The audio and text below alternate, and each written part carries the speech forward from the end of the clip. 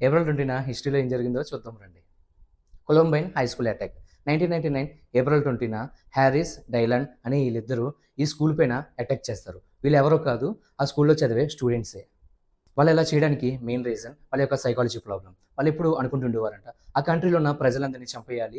వాళ్ళు చేసిన అటాక్ కోసం ఆ కంట్రీలో ఉన్న వాళ్ళందరూ మాట్లాడుకోవాలి. తర్వాత వీళ్ళు కూడా చనిపోవాలని. అలా అనుకుంటూ ఏప్రిల్ 20న వాళ్ళ దగ్గర ఉన్న గన్స్ తీసుకొని స్కూల్ పైకి అటాక్‌కి వెళ్తారు. అలా స్కూల్ పైకి అటాక్‌కి వెళ్ళి స్కూల్ బయట ఉన్న వాళ్ళందరినీ ఫైరింగ్ చేసుకుంటూ స్కూల్ లోపల ఉన్న లైబ్రరీలో అటాక్ చేస్తారు. ఇలా అటాక్ చేస్తున్నప్పుడు స్కూల్ టీచర్ అయిన విలియం డేవ్ చాలామంది స్టూడెంట్స్ యొక్క ప్రాణాలను కాపాడతాడు. ఇలా ప్రాణాలను కాపాడే క్రమంలో అతనికి కూడా బుల్లెట్స్ తగిలి అతను చనిపోతాడు. ఇలా ఫైరింగ్ చేస్తూ ఉండగా వాళ్ళ దగ్గర ఉన్న బుల్లెట్స్ అయిపోతున్నాయని తెలిసి లాస్ట్‌లీ వాళ్ళు కూడా అదే లైబ్రరీలో సూసైడ్ చేసుకొని చనిపోతారు.